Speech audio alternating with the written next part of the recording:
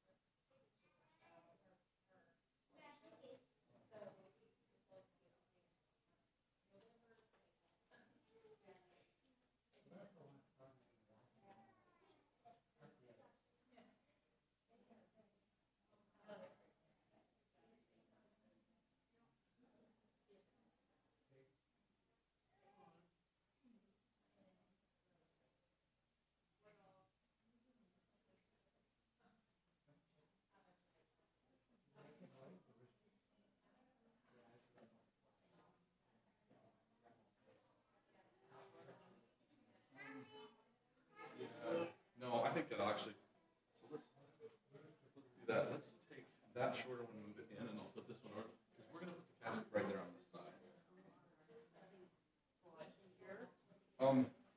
Yeah, here or there, wherever, just arrange them how you like them, make them. How many more is there? That's it. I'm gonna close this, because that is too bright. Everybody's eyes. Okay, that's perfect.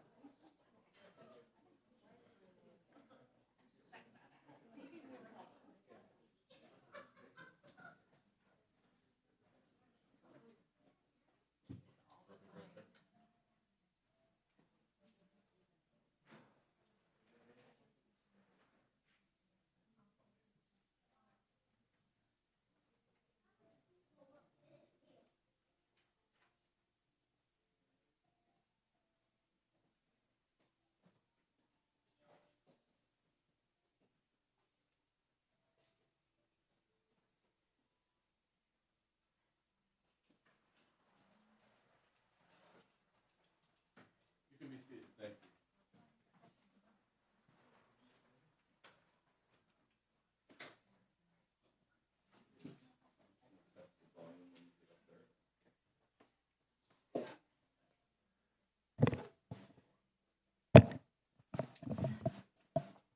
Can everybody hear me okay?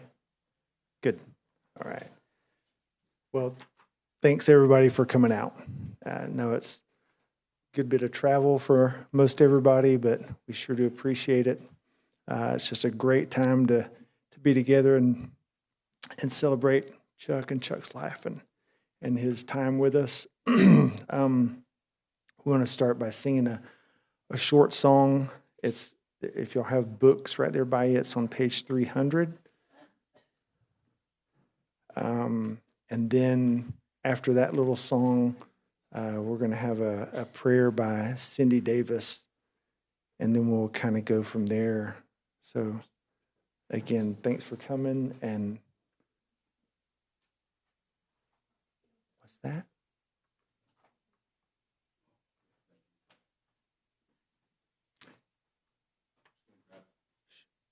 Oh, they don't have those.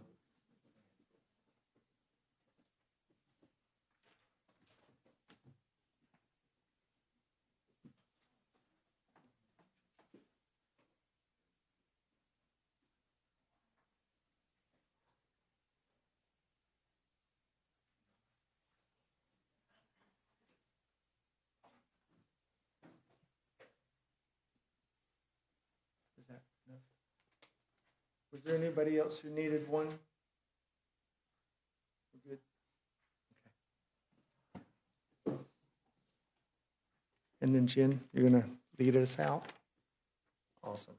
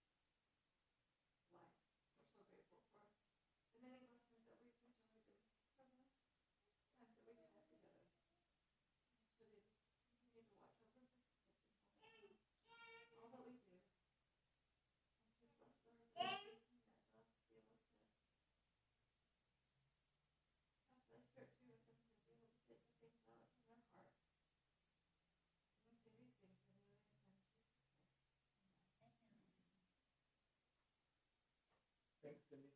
So from here, just like any program, we're going to go through and have some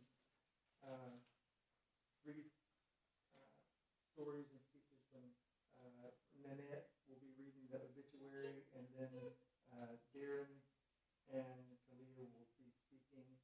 Emily was going to do a video of her speaking, but could not do it.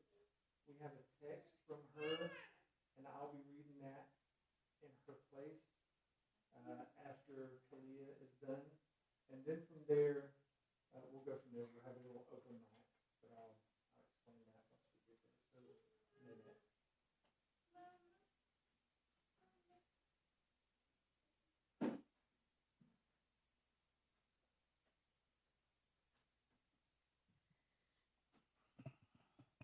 I decided not to read the obituary because you can all read it yourselves. Like you know how to read. So you can read the obituary. And I apologize because they don't know this. And this is why I was late today, because instead of getting my hair cut at 8 a.m., I was writing a semblance of a talk. But I really should have just printed out 30 copies and let you read my talk too. I just titled it Dad 10/10/2025. Thank you, Mom, for our dad. Thank you, Dad, for our mom. Thank you for our Nanette, Julie, Melissa, Lisa. Thank you, Judy, for our Cindy. Thank you, Lou, for our Sissy. I guess I should be making eye contact, since that's what I would tell the children to do. Thank you, Aunt Janice, Uncle Donnie, Aunt Colleen, Aunt Marla, and Aunt Shirley. Thank you for our extended family members who were like our siblings growing up.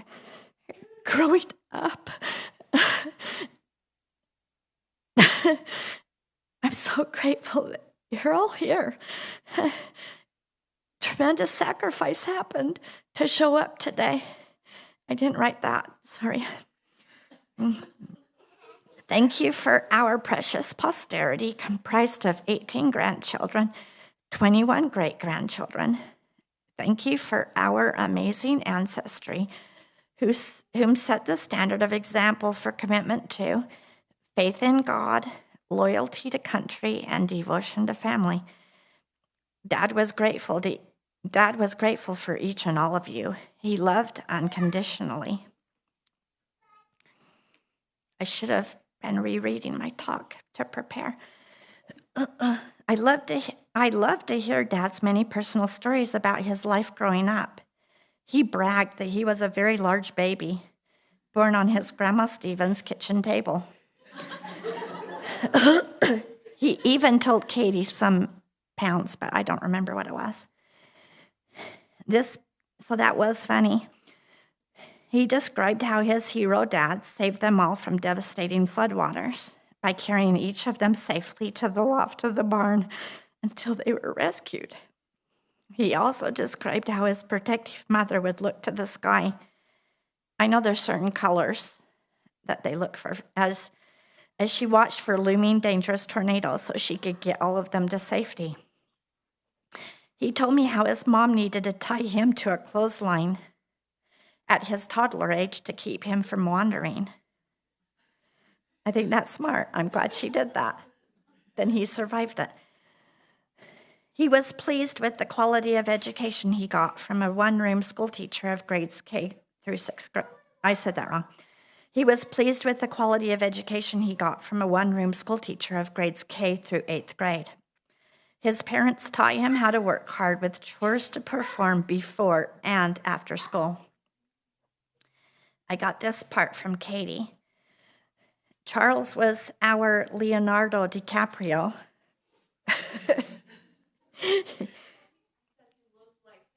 Oh.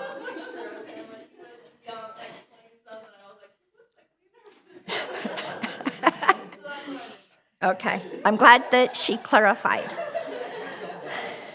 Charles was a smart man. He had an extensive knowledge base. He was disappointed that he never learned to be a good reader.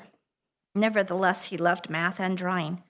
He proudly earned draftsmanship awards at Falls City High School, and Uncle Ronnie did as well. Living on a farm did not give Dad good access to books.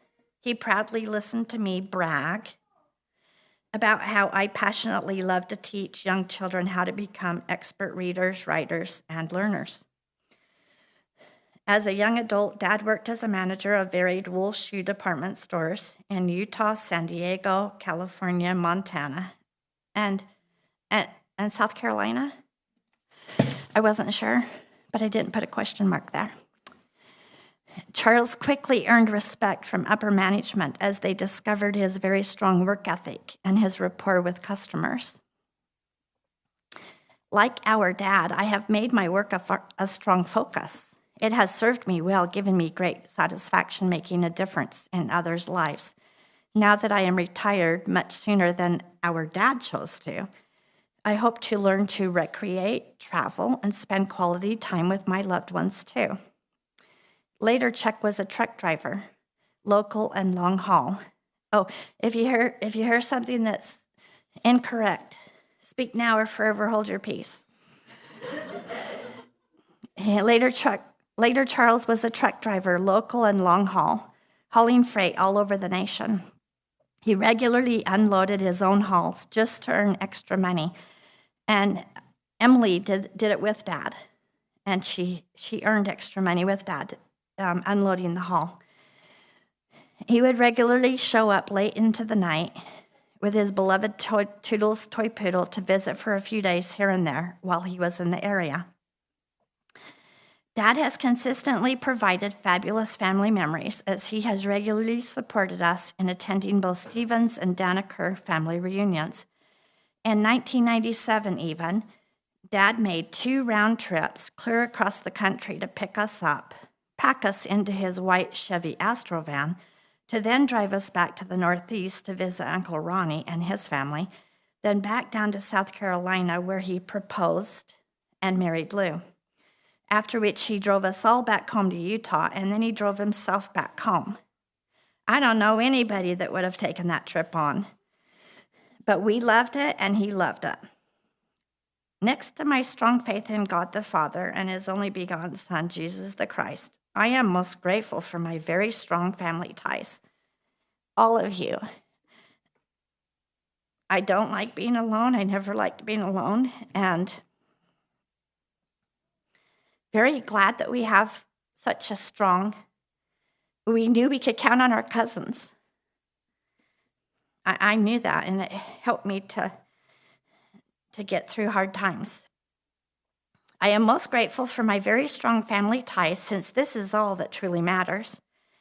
I love, admire every member of our entire family, so if your family members are not here, please pass that on to them. I feel this love deeply. I always have. I don't know where that comes from, but it's just my feelings. It's tremendous love. Even one time, Uncle Robert had taken me to Katie's home in College Station, and for some reason we had a lull in the conversation on the driveway. And for some reason I said, I just love my family so much, all of you. And I wanted Uncle Robert to know that. But I didn't know if he needed an explanation from me. Those are our grandkids that are giggling. I'm glad they're finding a purpose for laughing and giggling. It's so important, you know. Thank you, dearest God, for helping me to build bridges of unity with all the most important people in my life. I'm sorry if this errs on the side of being really religious. It is God that has supported me and showing his unmatchable love for each of us. God, our Father, has compensated me in my ability to communicate with ease with Dad. We had numerous great conversations about all kinds of topics. I loved our talks. I frequently bore my valiant testimony of gospel principles to him. Dad knew me and my passion for learning. He knew of my fascination for science topics and indulged me by going with me to the Clark Planetarium, even though I don't think he really wanted to go, to see the IMAX movie of the James Webb Space Telescope, as well as the butterfly exhibit at the Greenville Science Museum with Lou. And Cindy was with us, so she knows how much I love science. It's just fascinating to me. It doesn't mean I understand it. Good, healthy family relationships do not just happen. They are our choice. Choosing love, patience, forgiveness, and repentance are all part of Jesus Christ's gospel. God's greatest gifts include his only begotten Son, Jesus the Christ, our families, and our agency. Dad loved his agency, as we all should. He, like I, did not like being told what to do. I think I'll say that again. He, like I, did not like being told what to do. I understand why agency is critical to our learning progression. Furthermore, when it is I making a choice, I can more easily accept the consequence of my choice. God the Father wanted it this way. We all agreed for it to be this way. I am grateful for our agency. I honor agency. I support the agency of each of us. It's frankly how we each learn. I'm feeling like I'm in my first grade classroom because I don't talk about religion in the classroom, but I do talk about that we should love everybody, even if we don't love what they say or do. Mistakes are not wholly bad unless we choose not to learn from our mistakes. I may not support what people of any age say or do, but my choice to love all, no matter what, has served me very well throughout my life, and I believe I was born with the love. Like, it's in my patriarchal blessing. I didn't really nurture it. It's just a gift I have. Good, healthy relationships. Oh, I hope I haven't repeated stuff, but oh well. I didn't proof my document, so I might have already said that. Good, healthy relationships are forged on gospel principles of love, love, forgiveness, repentance, and sacrifice. I am unspeakably grateful for my personal knowledge of these eternal truths. I never heard Dad use profane language. Although he may have, I don't know. I was never around him all the time. I occasionally will nowadays as I have grown older, but I do try to avoid it. I consistently had a supportive listening ear from Dad as I have navigated life's challenges. Dad has given me grounding support because I have always known throughout my life that he was there to help me no matter the need. Kim knows that I have started to use profane language, but I'm trying to be better. Julie will giggle because she knows that I mistakenly try to get her in trouble for saying a bad word in Mom's house. You're old enough. Okay. Dad rarely complained that I am aware of anyways. He quietly tolerated a severely shattered right hip when he survived a horrific fall into a manhole on work property. Dad and I both did the best we could to stay in as close of contact with each other as possible, despite the 2,000-mile distance between his home and Utah. If you asked me, the distance was slightly akin to traveling to the moon. Just my opinion. I wasn't a frequent flyer until recently. Looking back, I seriously wish I would have been less devoted to my teaching work over these past 28 years and put greater emphasis on better supporting family members. They needed it. They needed to know that we were all there for them. I now commit to being better and doing better. Dad loved a good giggle. He would even laugh at my not even very funny jokes. One of Dad's love languages was to help out with hard chores. While at my Centerville home about 15 years ago, he bought a Harbor Freight power sprayer and used it to clean off my very large deck in preparation for sanding and painting it. Kim's probably happy about that because then Kim was the one that ended up doing all the sanding and the painting of that very large deck. We each have different love languages for how we choose to show and receive love. Dad's love language was performing service, such as taking us to shop at Hamrick's in South Carolina when we really shouldn't have been in there spending any money at all. But I used my first credit card that summer. I was a first-year school teacher, and I got my first credit card. driving Lou to quilt shows, patiently listening to a bout of crying, showing us how to properly do certain tasks or jobs, etc. Bless you. One of Lou's love languages was giving Dad a beautiful suit to wear out here in Utah for special occasions, family events as he was invited. Lou regularly gave Dad nice clothes to wear and to bring as he traveled out here. Dad notoriously would wear the same shirt several days in a row, so long as it was clean. I actually have done the same. A common love language of each of Lou, Judy, and Eileen was the preparation of delicious food. He was so very proud of each and all of us, although he did not regularly know how to express his pride in us. The love languages of his children varied, but whatever the mode, the expression of love to Dad was the same. One of my life's greatest joys has been to assist my sisters in caring for Dad over the past almost 2 years here in Utah. He has loved being with and near us, yet how he has also missed his Lou. I would regularly prepare a hot breakfast for Dad while he was at my home. I felt guilty about this because I feel like Kim deserved hot breakfasts from me. I still have a lot of years to make up to Kim.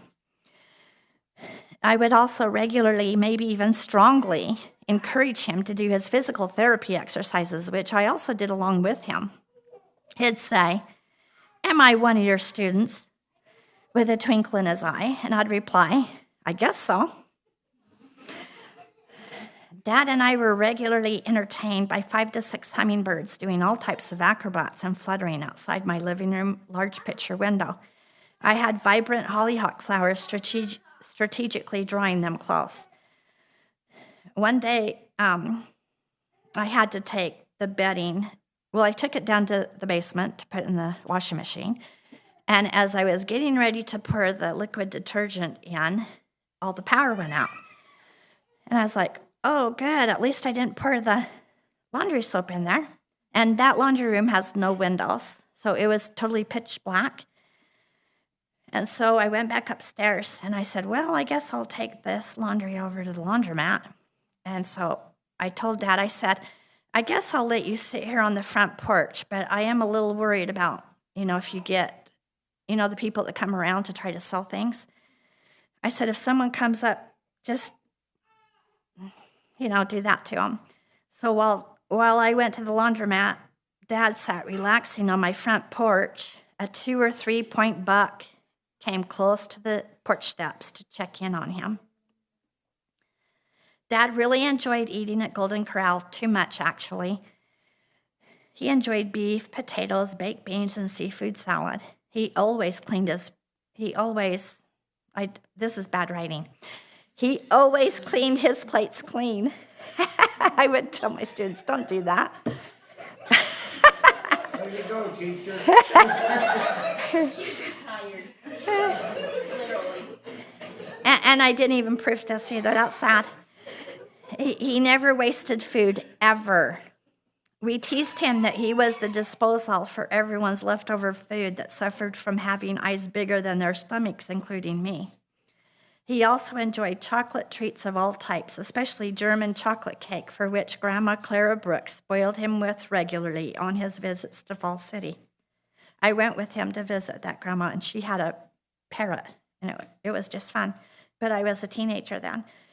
One lazy summer Sunday afternoon, Dad and I took a relaxing drive over Guardsman Pass at the top of Big Cottonwood Canyon. Pretty much Kim drives me wherever I need to go, so I'm just starting to learn how to drive on my own. That will make sense when I get to the bottom here. We truly soaked in and admired God's creative handiwork in the stunning scenery. Dad, of course, did all the sightseeing since I was hugging the steering wheel to keep us safe on this very windy, very windy, 2-lane steep canyon road. I told Dad to try not to be scared. I was privileged to go along with Dad and Cindy and their family to visit the Grand Teton National Park in both Idaho and Wyoming. Cindy spoiled Dad with a hot air balloon ride here in St. George as well. As you can see, Charles was well loved, and he well loved each of us. May God the Father and his beloved Son, Jesus the Christ, bless each of us as we turn to and seek him out. We will better discern answers to our questions. It's important to ask questions. If you are willing to ask questions, that means you're using the mind, spirit, and soul that God blessed us with. It is my strong testimony that he desires to distill true answers to us. I ask this humbly on each of us, and including all of those who are not even in attendance here. Please, Heavenly Father, bless us with the blessings that we stand in need of. I ask this humbly and in faith, and I pray that Dad will be watched over. And Melissa's prayer was very, very meaningful to me, and I'm just ad-libbing that part, but I'm saying it very authentically and sincerely. I just love you all so very much. I love our Dad, and I say these things in the name of our Savior, Jesus the Christ. Amen.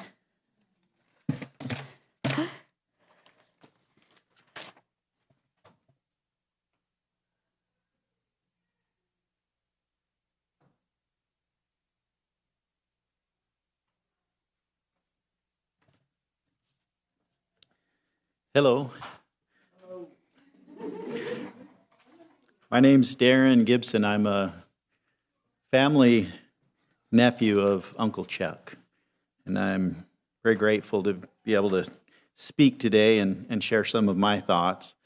I come here by way of, I would say, the Gibson family, and there were many of those who would really wanted to be here today, just different circumstances, different things going on, but I think they're watching, and I want to share and pass my love, their love, on to the Stevens family, and know that our thoughts and prayers are with you at this time and of our entire family. So we all love you very much. So I'm sure that a lot of you have some experience with quilting. So I want to talk a little bit about quilting to begin kind of what I want to say here. My grandma, my wife, and I feel like the ladies in our family used to like to quilt. So we'd come home and there'd be like this quilt so all the couches and everything would be moved out of the way, and every once in a while my mom would say, "Hey, you got to get in there and tie some of these things," and we're like, "Oh, we want to go outside and play football and do other things," but we always had a quilt, and some of those beautiful quilts I get today. My mom's made some of them, my grandma's made some of them, and they're just beautiful. And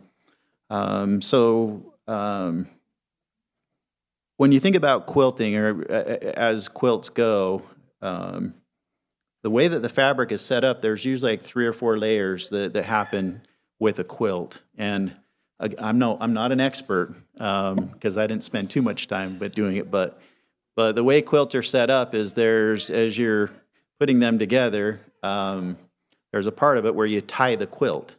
So you have to put the string or the yarn through and then tie it off so that it securely bounds those 3 or 4 layers of the quilt.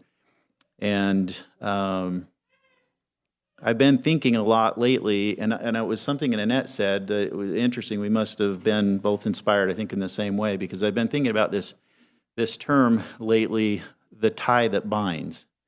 And as you think about quilts and the beauty of quilts and what it does is it binds everything together, it's really becomes an important part of the fabric and the finished product there. So when my parents were first married, Uncle Chuck reached out to my dad, who lived in Utah at the time. And some of this too, Nanette, I think it's pretty close, but we'll just make sure I'm on task here. If anybody has anything else, you can just tell me. But so as I understand it, my parents, when they were young, they got married, and Uncle Chuck reached out to my dad and said, "Hey, we've got a great job opportunity for you up in Billings, Montana, to sell and be a manager of a shoe store." And it was in that store that my dad ended up going. They bought a little house. In fact, we just went and visited. I can't believe how small that little house was when we were up there, but we had so many fun and wonderful memories that happened up there. But it was in Billings in 1968 that I was born. And yeah, I'm still alive. I know that sounds like a long time. But within a few years, my dad was promoted and we moved to Missoula, Montana. And then my dad continued to work with Uncle Chuck while he was up there. So while in Missoula, Montana, my brother Chad and I were both born there. And then my other brother Sean, we were in Billings. And then my sister Cammie, who's here, was born in Missoula, and so was my brother Sean. So 4 of the 6 of us were born there in Missoula. So during the overall 8 years that we lived in Montana, I would say the foundational fabric of my early life was very much shaped then. During those years, we didn't have any other direct members who lived in the Montana area. So during that time, our family had the blessing of spending a lot of time and quality time with Uncle Chuck. There were many wonderful experiences that I remember, fond memories that we shared that were woven with Uncle Chuck, and many dinners, visits, events that we attended together. And one of the pictures, you probably don't recognize me, but there he is. There he is. Bingo. Inspired. So I was a little boy just sitting there, little child sitting there with my dad, and one of my heroes, Uncle Chuck, was sitting there right there with us. And we had a lot of really fun and different things that we were able to do together. It was also during that time that my cousins, every once in a while, got to come up and visit, Nanette and Julie. You guys remember? Yeah, really. We always look forward to our cousins coming over because they'd come up from Utah and they'd visit, and they got to babysit us. My mom and dad went on a motorcycle ride across the country, and party time. We were having a good time with Julie and Nanette, who would come up and visit, and would have really the best times up there. During those first few years of what I would call the fabric of my life, Uncle Chuck was a dedicated friend to my parents and to our whole family. He also gave our family financial opportunities that were very important to us at the time, and really helped shape the whole part of our lives. We wouldn't be up there without Uncle Chuck. When I was 8 years old, our parents decided to move back to Salt Lake to be closer to family in Utah. And at some point, Uncle Chuck also moved, I can't remember in what order, but he moved to Salt Lake as well, which allowed us to continue fostering and weaving the relationship that we had with him. I have so many great memories of family get-togethers. I remember you talking about Uncle Chuck and his smile, his laugh, and his love that he always had towards everyone. I always thought he was a good-looking guy like Kevin Costner. I don't know if somebody else was saying something. I thought he was a good-looking guy, and I was always like, kind of wanted to aspire to. I looked up to him. So when we got to Utah, we didn't get to go on too many vacations just due to circumstance, but we did was way more exciting than that. Our parents I'll call it my aunts and uncles, really on both sides of my family, they were really committed to getting together. Like every weekend we were getting together or doing sleepovers or going to Idaho and doing different things. And so I got a lot of... Was it? Okay. So it was during those years, those growing up years, that we got even more of a chance to spend with Nanette, Julie, Melissa, and Lisa. Those were the best of times. We were able to do a lot of really fun things together. Wonderful, great times, except for when Lisa hit me with the boxing glove. Almost knocked me out. Still a scar today. You remember that one? That's a strong girl. I thought I was tough. She gave me a right hook to the jaw, but it was fun. We always had these fun experiences. Well, not close. Yeah. But when I also got the chance to go to school, we were talking earlier with the cutest girl in school. Congratulations, Stuart. Chad and I had a great time going to Granger High. We spent some those years together, so it was always super fun. And Nanette, I would always be like, she would be mad when she got an A-. Like all her grades were so perfect, and I'm like, I got to be like Nanette. And then one time I got an A, but then the teacher told me it wasn't an A, it was something else, and so it wasn't an A. But you guys all inspire me, and Julie and I have always been, I feel like, just close because of our age, and had a lot of long talks together, and just wonderful times that we got to share. And I don't know, just while I'm here, I mean, we don't get a lot of time, these days maybe to get together, but those ties in my life, especially early on, mean a lot to me, and I really love all four of you girls just so much, and I look at you as my sisters, and I always will. And I just want to thank you guys for those times and those years, and the blessing that it was to me to have you and grow up with you guys. As I got older, living in Salt Lake, just turning 14 or 15, I was very interested in having a job to make money for myself. During one of the get-togethers, Uncle Chuck said that he had an opportunity and offered me a position of being a stock boy at a company he worked for called Fashion Shoes in the old ZCMI store in downtown Salt Lake City.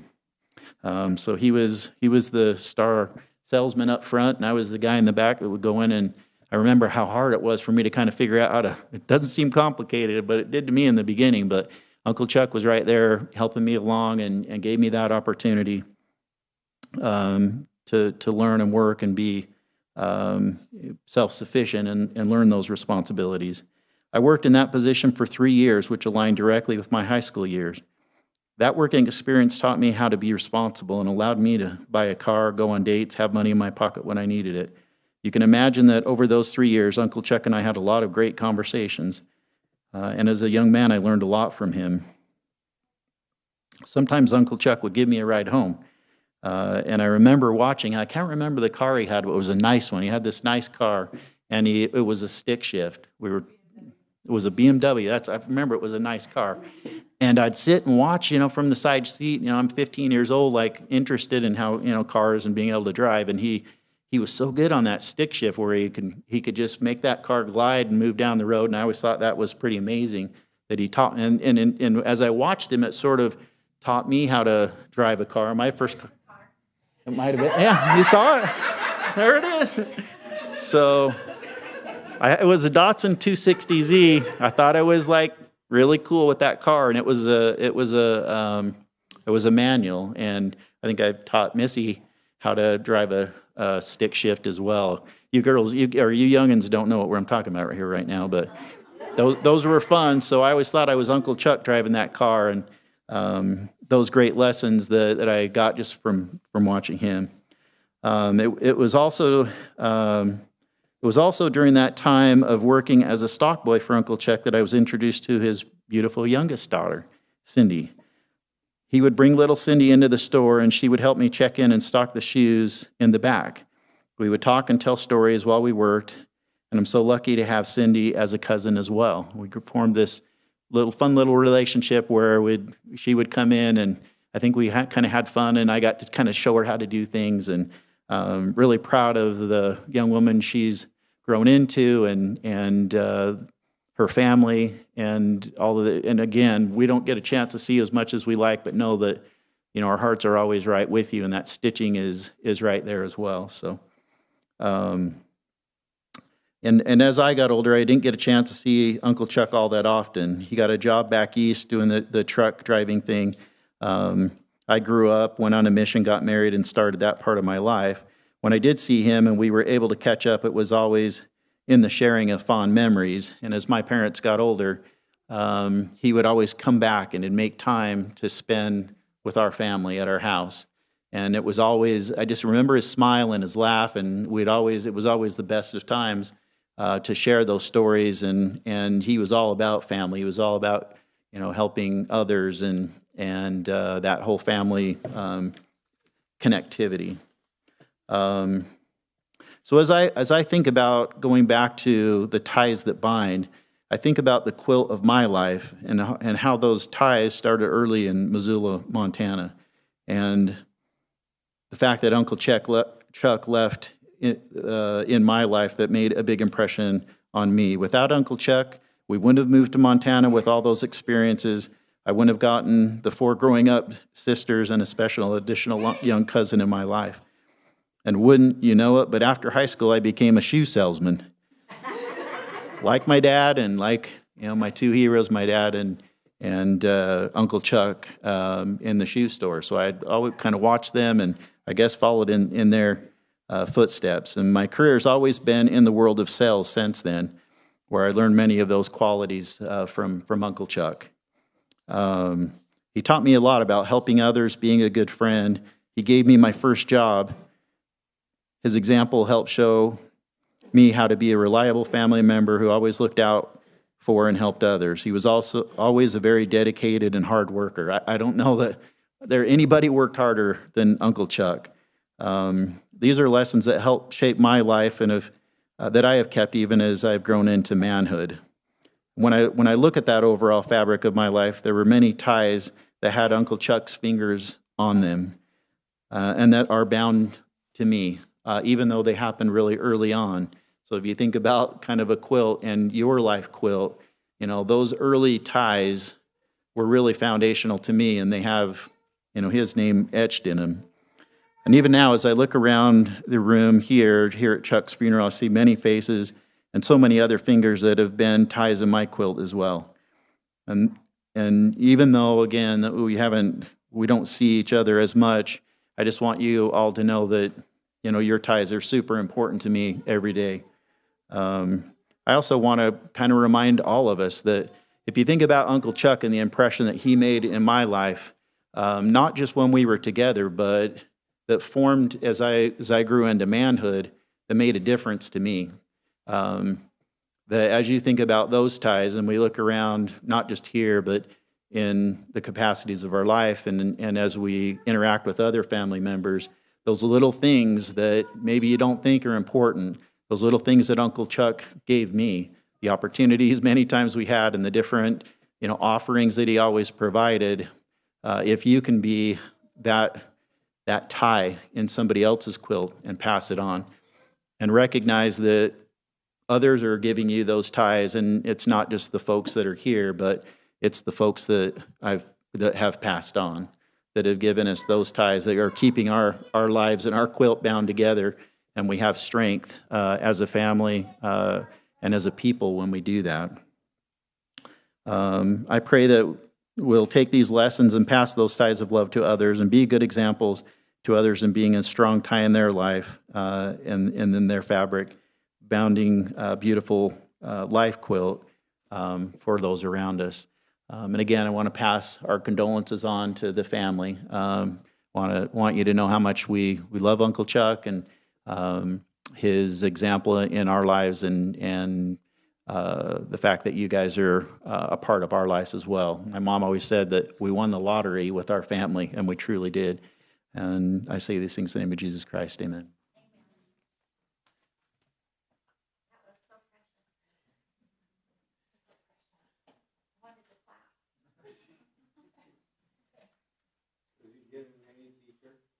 A plus.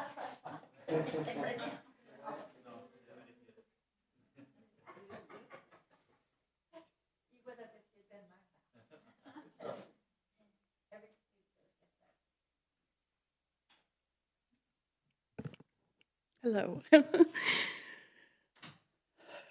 didn't know if I needed to introduce myself, but my name is Kalia. Callie is my family name. My mother is Julie.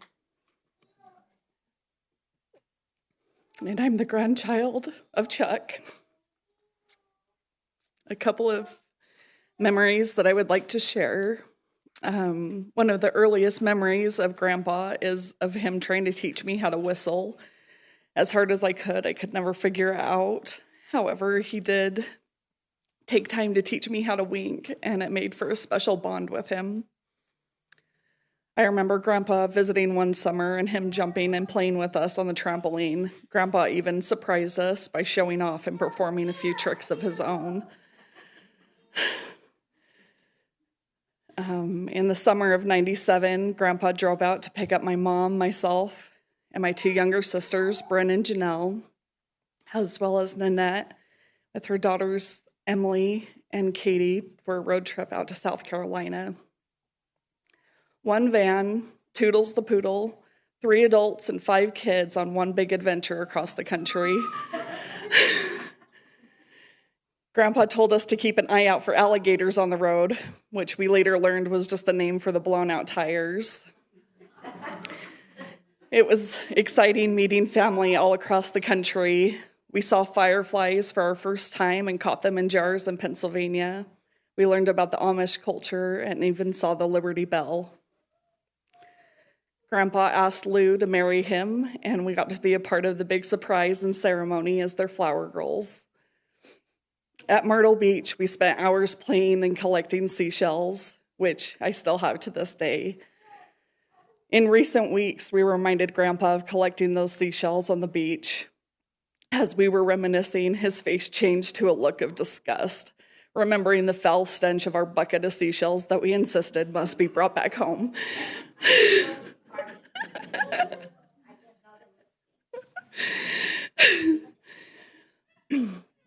Grandpa's example gifted me with a sense of adventure towards exploring this country. The spirit of the long-distance road trip was forged in those early years and inspired me to catalog many of my own miles and memories. Emily and I actually made our very first long-distance road trip together in our late teenage years and made sure that Grandpa was our main stop along the way. I am grateful I got to be a small part of his great big life. I love you always and forever, Grandpa, and you will be deeply missed.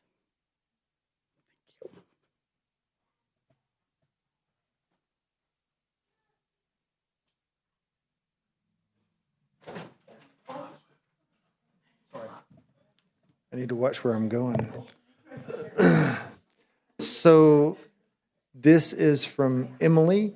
Emily couldn't do a video, yeah.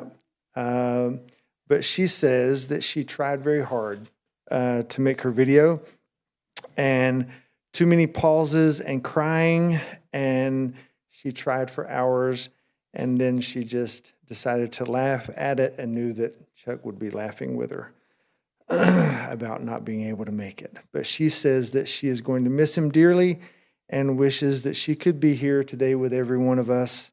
But she is thankful that she did get to come and see him a couple of weeks ago before he passed. She got to come out. And she says that Gramps has always been my favorite. I'm thankful for all of the memories that I have spent with him. And I know that I am blessed to have had him as my Gramps. Gramps, I love you, and I'm still your co-pilot. So thank you, Emily, for that. Now we'll have... Oh, yeah, absolutely.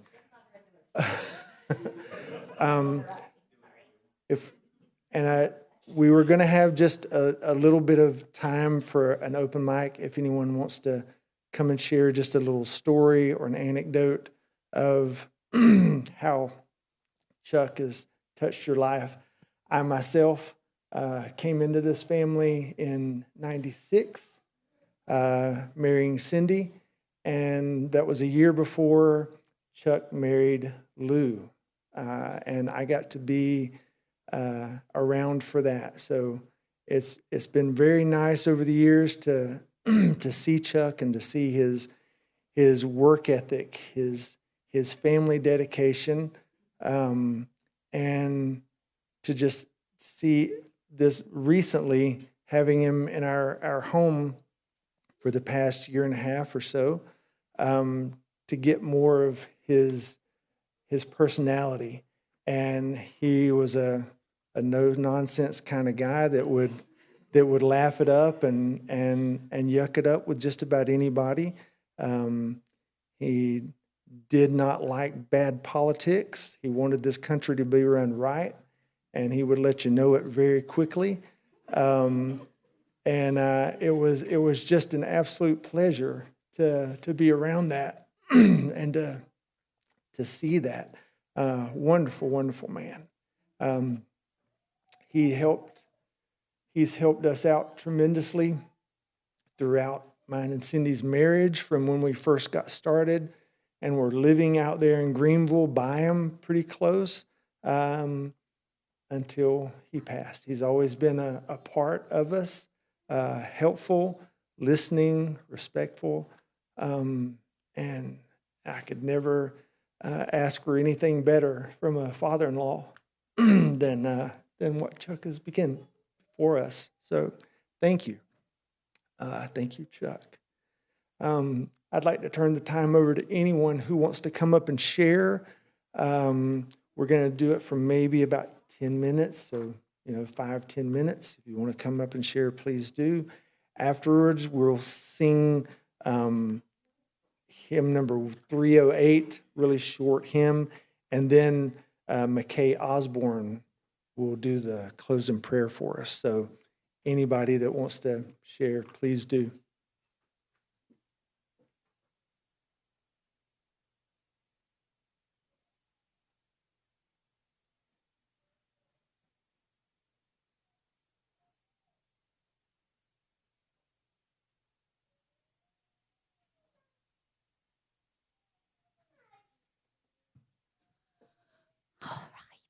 Hi. So I didn't really feel like I really got to know my grandpa very well, but thankfully I did have the opportunity to get to know him more recently of last year, and was lucky enough to go on a road trip, which it sounds like that's definitely in our blood because ever since I was little, my mom, just on any random night of the week, multiple times of the week, we'd just go for a drive. That's our thing. Night drive, morning night drive, midday drive, after work drive, after she's been driving the bus all day. At least we're in the car together and just driving down the road.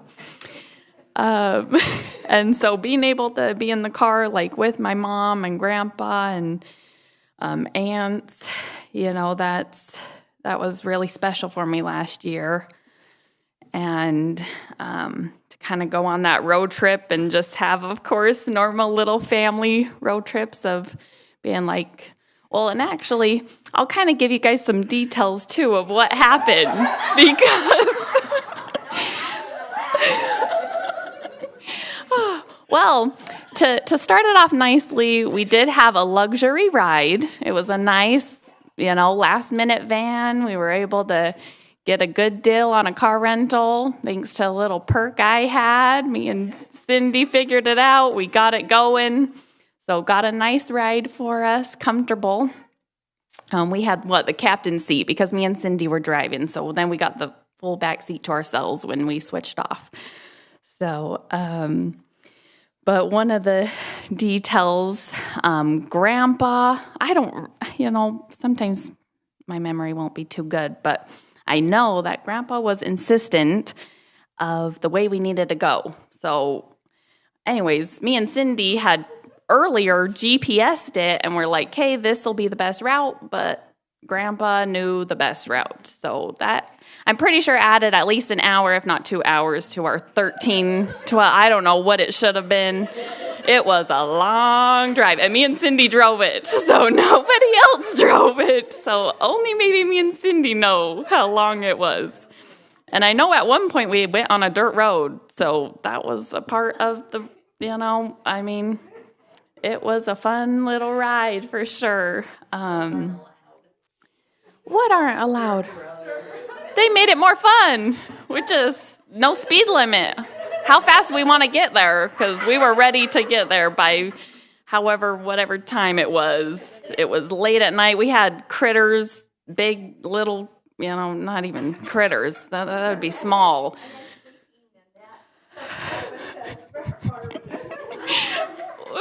That's what you were saying. You're like, where are we?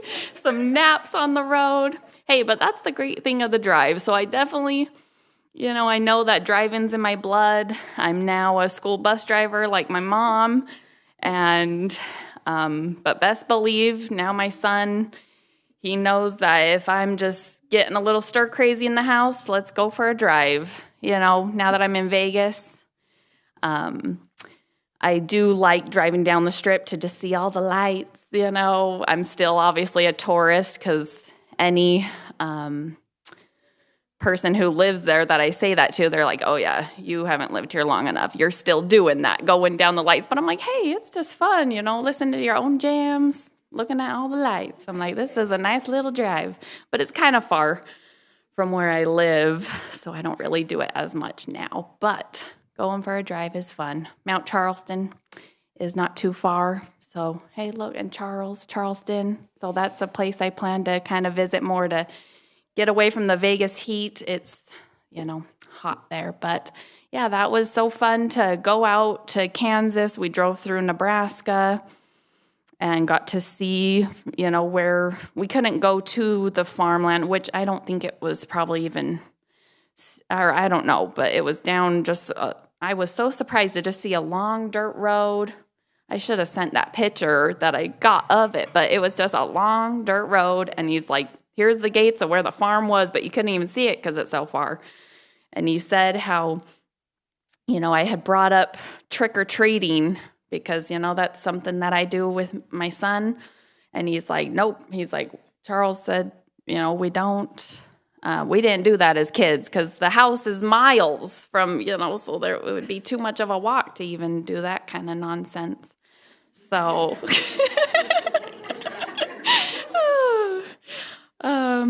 so yeah, that was really fun to hear a lot of his stories and have that experience to be able to get to know him and feel that love from a grandpa, so that, and now I know that he will be looking over me while I drive my big old bus and bounce around in that on a daily basis and cruising in my car. I'll know that I'll be protected in his sight because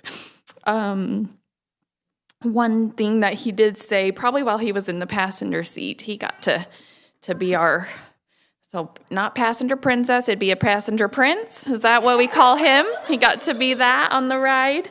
But one of the things he told me was to be watching for the signs while you're driving. Because, we just get driving.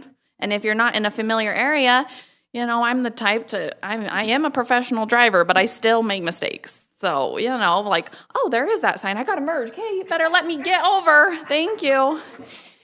And usually a lot of people are nice in a big bus. But, no matter what the vehicle, it's best to do what Grandpa said, is to watch your signs because then you're prepared and merging way before. So even in my training class right now, I had said that. And so now the trainer said he's going to take on that with his trainees and say, do what Grandpa said, watch for your signs, because now I'm driving in a new area. And so I'm like, I got to be in the outside turning lane. And if I'm not watching my signs, I'm in the wrong lane probably. So I always watch for my signs now. And thank you guys. I feel the love here today and from Grandpa.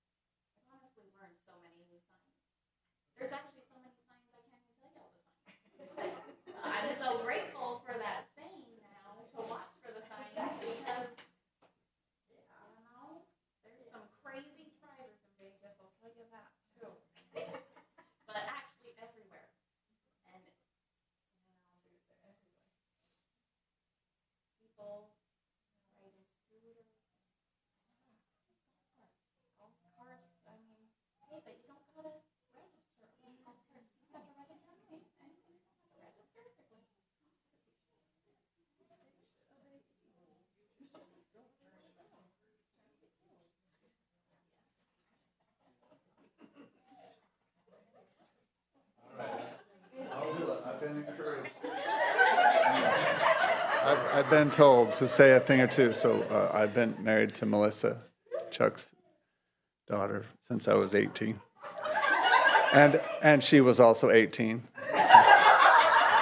But I, like a lot of you, got to know and love Chuck, and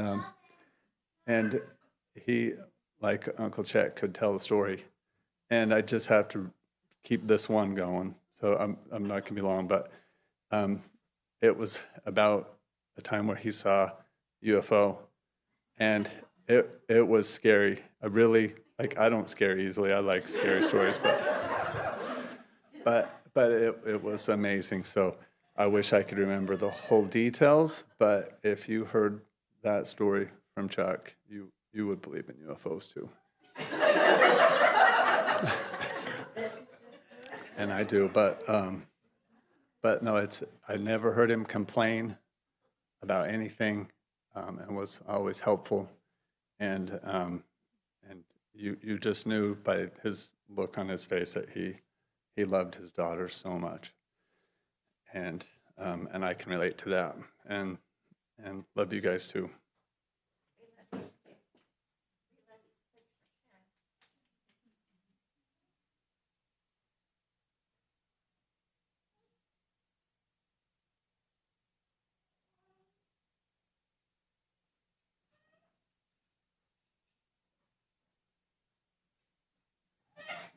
What was it in 1997 that the road trip happened? Because I was 7 years old then, and because I was so young, I don't really remember a whole lot from it. But I just want to get up here and say thank you, Grandpa, for the experiences you gave me growing up of taking us on a road trip. I'm sure we never would have gone on that far of a road trip had he not had come and picked us up, and I never would have seen fireflies in person, and I would have never, well, I shouldn't say I would have never, but I'm grateful for the memories and experiences. And we got a mousetrap. That's Henry's favorite board game. Okay, but I'm grateful that we were able to. We have a mousetrap. Okay, Henry.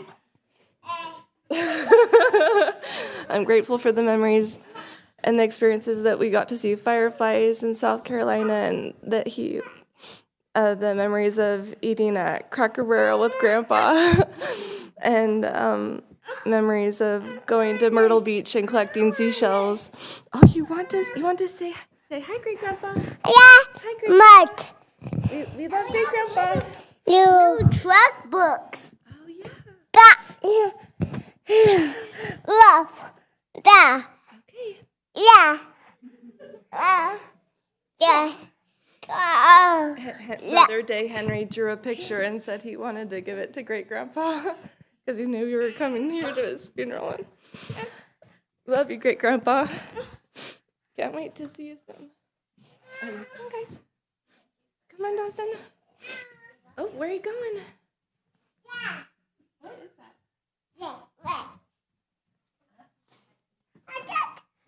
Oh, too tall. Whoa. Yeah. No. I think I need some backup. Yay. Dawson, come on. Oh, thank you.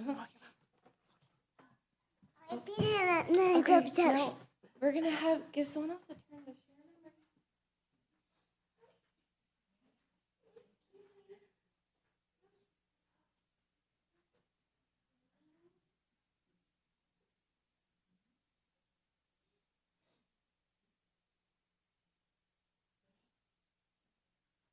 Was there anyone else that wanted to share?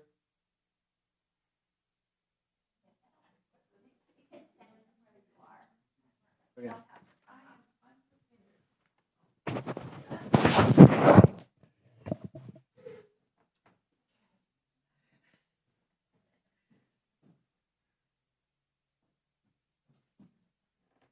Okay, I am Marla Stevens. I was married to Charles's brother, or Chuck's brother, Robert. We were married in 1967, and we stayed married, ups and downs all our lives. And y'all, if anybody ever married, y'all know it's ups and downs. Until he passed away in September of 2021. And shortly after that, his brother Ronnie then passed away in December of 2021. And this, to begin me ever meeting Chuck or Charles, and I always called him Charles, and I know he has the nickname Chuck, and my husband had nicknames too, so some are repeated and some are not, but his family always called him Robbie. But in the first time that I ever met, and I am sorry, I do not know all of his family and grandkids. And do you know, I've been blessed in the past, the year, in July of last year is when I got to meet some that I've not met before or have seen in 50 years or longer, however long that was. We married in 1967. At some point, I don't know, it was dark, and we were at Grandma Daniker's house, the sweetest grandmother that I think I've ever met. But anyway, she was really sweet. We were at Grandma Daniker, and here comes this guy with two little kids. And who were those two little kids? Nanette and Julie. And I thought, you're a guy, you're bringing two kids on a road trip or plane. There was your trip again. And so anyway, he brought Nanette and Julie. And I don't know, I don't remember if they stayed. I know we stayed the night at Grandma Daniker's, but I don't remember if Nanette and Julie were there. And then I didn't get to see them again. Didn't ever get to see Julie again until last summer. And I am so glad to see you and meet you again. Nanette, I got to see her with Emily and Katie periodically over the years. But when you say periodically, this is talking about years. So they grew enough and you forget what they look like, you know. So I got to see Nanette, and then as time goes. But I was going to say with most of my visitation with Chuck was through my husband, Robert, on the phone. And there's a lot of stuff y'all probably don't know. They would argue about something, the mile marker on the road or that dirt road, or an argument over who let the chickens out of the coop. I've heard this story 1,000 times, and I know Nanette's heard this. I never have learned who let the chickens out of the coop. Who? But it became a family story anyway over the years. There has been other things. The accident. Who? If it was Chuck that drove this what was it? A Bel Air? I can't remember. It was an old car. Who drove this and who wrecked it? And Donnie shouldn't have had this. Donnie is the other brother that lives in Falls City. So there was always a family, and this is on the phone a lot because we lived in Texas, and then, you know, he was in South Carolina or Utah or whatever. And there was one of these road trips that we took, and how this conversation got started, but Cindy and Mary were involved. Cindy, you know, and Mary was a little. Mary, we end up together, and then Robert said, yeah, you can take Mary to Utah. Okay, we live in Texas. How do we get Mary back? But Mary then went to Utah with them. No, Charlie just puts her on a plane and sends her back to Texas. So I don't know. There's been numerous. We visited Lou in South Carolina. We have the squirrels. If y'all, they have squirrels, and he would tell all these stories how they tried to get rid of squirrels. The squirrels are smarter than old men.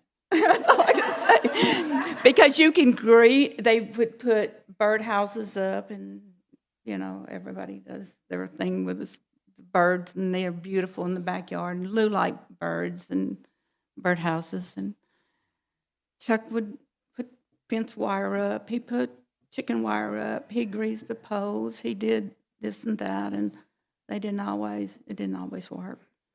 So as far as I know, he still has the squirrels bothering the birds. But anyway, he was wonderful. My children thought he was the nicest of the Stevens family. So I do appreciate it, and I love him a whole lot, and I will miss him dearly. I just wish that I had got to visit more often the family. I remember Cindy. Cindy, we were in South Carolina, and she was just born, and she was so little. And Mary, my oldest daughter, was close, just a few months of difference. So we've got Cindy in this part, and then I had Nanette and Julie in the first part, and Cindy on the. I am so sorry. I've missed that part of life that was in between that had Melissa and Alyssa in it. And I do sorry for that. But I do tell you that Charles loved his children. He loved his grandchildren more than you ever saw, because he spent a lot of time talking. I'm going to this wedding. Well, I need to go over to this. And he just goes. I said, how can you go so much? But he had the energy for y'all, and y'all are blessed with a dad, grandpa, great-grandpa, a lot. And I thank you for being a part of his family and supporting him. Thank you, and I love all of you. I know I didn't get to visit very often, but I hope some way or another we stay in touch. Thank you.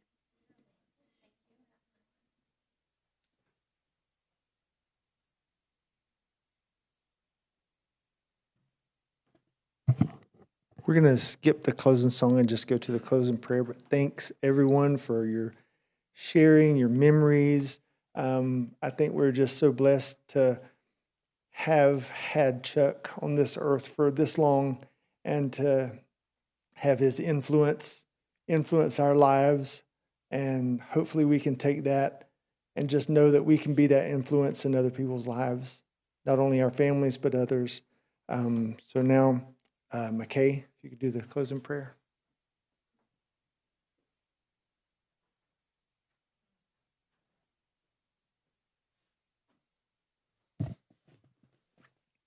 Our Father in heaven, we come before Thee at this time of grieving and loss, with Charles being on the other side of the veil at this time. We ask that Thy Spirit can be with us, to comfort us, to help us to know that He's in a better place right now, and that He loves us still, and He's aware of us still.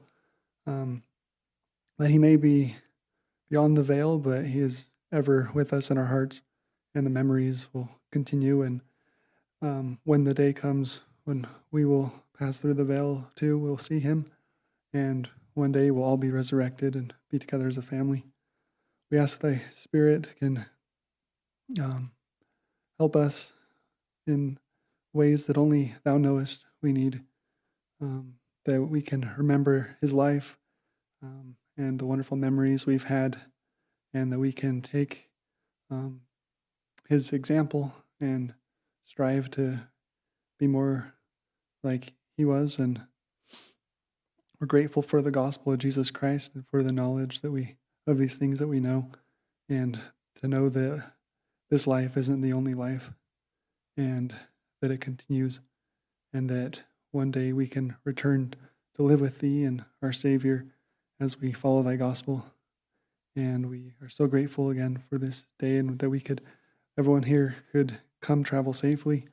We ask that as that later on as we travel back, that there will be a blessing upon us to travel safely to our homes. And we're grateful for this family time where our hearts can be knit together in love and unity. And we say these things in the name of our Savior, Jesus Christ. Amen.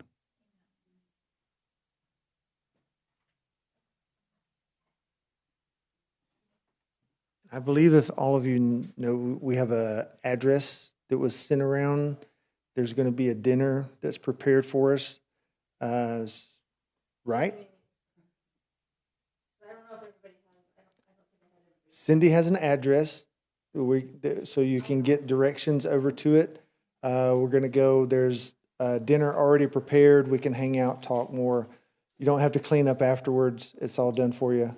So just come over and have some dinner, and we can continue to share stories if you like.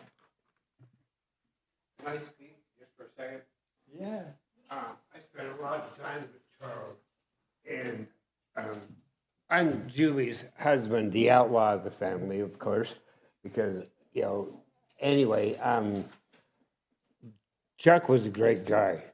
I mean, anybody that can sit in your backyard and go through your storage shed and your garage, and it's like they say, one man's junk is another man's treasure, and Charles never complained. He was very accepting. He didn't cuss. I cuss like a sailor. He didn't even drink coffee, and I'm a truck driver, and I drink coffee like, it's water and stuff, and he was just a great guy. Thank you.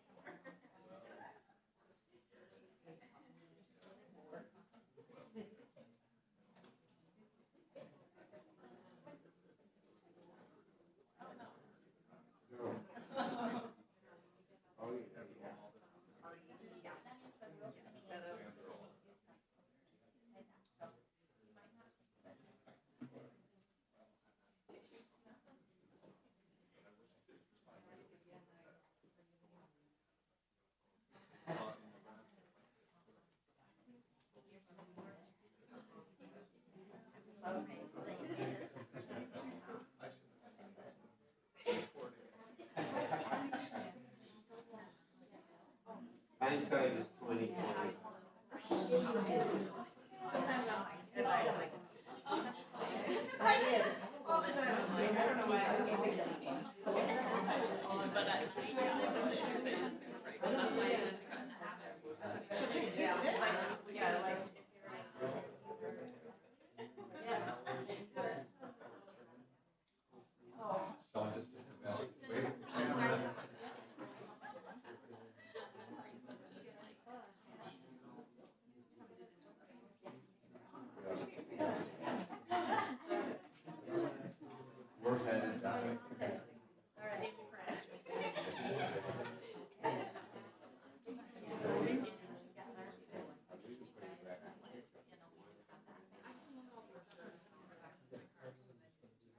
Yeah, I got no condo covered.